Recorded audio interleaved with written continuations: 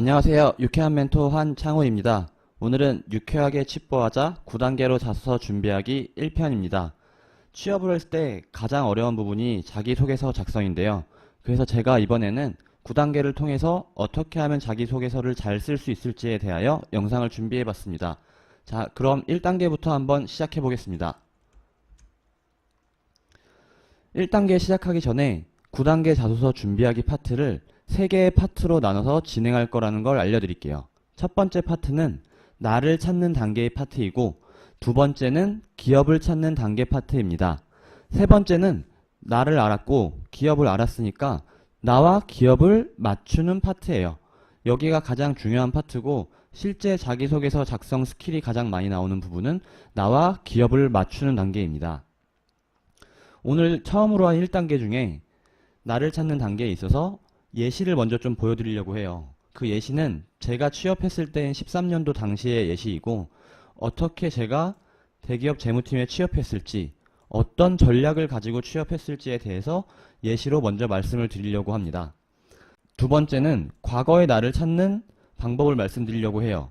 과거의 나를 알아야 내가 어떤 경험을 해왔고 나를 어떻게 어필할지에 대한 게 정해지거든요.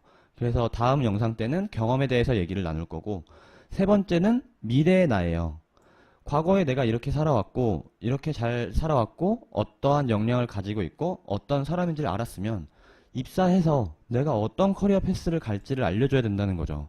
우리나라 기업체들의 특성이 한번 뽑은 사람을 길게 쭉 끝까지 같이 가려는 성향이 좀 강해요. 다른 나라처럼 이직 시장이 활발한 게 아니기 때문에 커리어 패스를 명확하게 보여줘야 뽑는 사람 입장에서도 이 친구를 뽑으면 어떤 식으로 커나가겠다라는 게 보이거든요. 그 다음에 나를 이렇게 정리를 했으면 기업을 찾아가야 돼요. 기업이 뭘 하는지 알아야 내가 거기서 어떤 일을 할지 보이고, 그 하는 일이 기업에 어떠한 기여를 할 수 있는지 알기 때문이죠. 첫 번째로 그래서 비즈니스를 좀 공부를 해볼 거예요. 비즈니스가 무엇이며 그 비즈니스를 함에 있어서 어떠한 직무들이 있기에 회사는 모든 포지션의 직무들을 따로따로 뽑는지 비즈니스를 같이 공부해보면서 좀 이야기를 나눌 거고요. 그거 할 때 비즈니스를 실행하는 파트와 비즈니스를 지원하는 파트로 나눠서 말씀을 드릴 거예요. 비즈니스를 실행하는 파트와 지원하는 파트는 그 성향이 완전히 다른 부분이기 때문에 그걸 좀 나눠서 말씀을 드릴게요. 그리고 그 다음 부분은 비즈니스의 실행 직무에 대해서 알아보려고 해요. 저는 영업과 마케팅, 영업관리에 조금 초점을 맞출 거고요. 실제 항목을 가지고 실습을 한번 해보려고 합니다. 그 다음에 비즈니스 지원 직무에 있어서는 죄송한 말씀이지만 많은 고민이 필요하신 분들이에요. 지원 직무라는 게 사업을 하는 게 아니거든요. 내가 이 펑션, 이 조직에서 어떠한 직무로 어떻게 커나갈지, 왜 내가 이 일을 잘할 수 있을지에 대한 고민이 더 필요해요.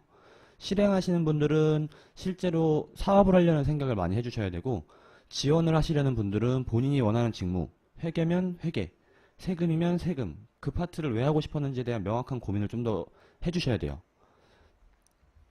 그 고민도 저랑 실습을 통해서 같이 한번 해볼 거니까 그때 가서 같이 한번 해보면 될 것 같아요. 마지막엔 가장 중요한 단계, 나와 기업을 맞추는 단계죠. 처음으로 지원자가 만나는 사람이 누굴까요? 자기소개서를 통해서. 맞아요. 인사 담당자죠. 인사 담당자가 2만장, 3만장이 되는 자기소개서를 모두 읽을까요? 답은 읽어요. 읽긴 읽습니다. 다만 재밌는 거, 그리고 정말 지원자의 색깔이 확실하게 드러나는 자기소개서는 잘 읽을 거예요. 물론 여기서 스펙을 통해서 조금 갈리긴 하겠지만 중요한 건 읽는다는 거예요.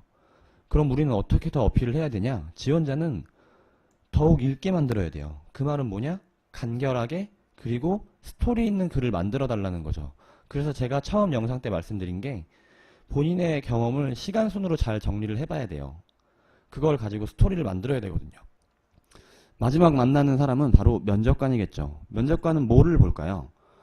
자기소개서에 나와 있는 그 사람의 모습과 실제 면접장에서의 그 사람의 모습을 거짓을 판별하는 행위를 하는 거예요. 일을 잘할 거는 알겠다 이거죠. 근데 정말 그게 자기소개서와 면접이 일치가 되는지 그거를 만나서 판단을 해보고 싶어 하는 거죠. 그래서 저희는 나를 찾는 단계의 3개, 기업을 찾는 단계의 3개, 나와 기업을 맞추는 단계 3개를 통해서 9단계로 자소서를 준비할 거예요. 오늘은 어떻게 취업했을까? 제 전략편에 대해서 조금 디테일하게 말씀을 드릴게요. 네, 1단계예요. 어떻게 취업했을까? 제 예시예요. 저는 13년도에 서류 전형에 100개 정도를 지원을 했어요. 그리고 약 46%의 합격률, 45개, 46개 정도를 붙었던 것 같아요.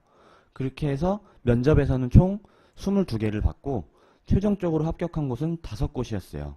금융권 3곳, 일반기업 2곳이었죠. 금융권은 국민은행, 신한은행, 수협은행을 붙었고 일반 기업은 LG전자, 한샘을 붙었어요. 그럼 제가 이렇게 무차별적으로 지원을 했던 이유가 있을까요?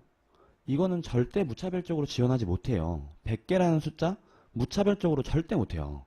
무언가 전략을 가지고 있어야 돼요. 저의 전략은 뭐였냐? 전략적 지원을 했다. 어떻게? 산업은 금융권을 가겠다.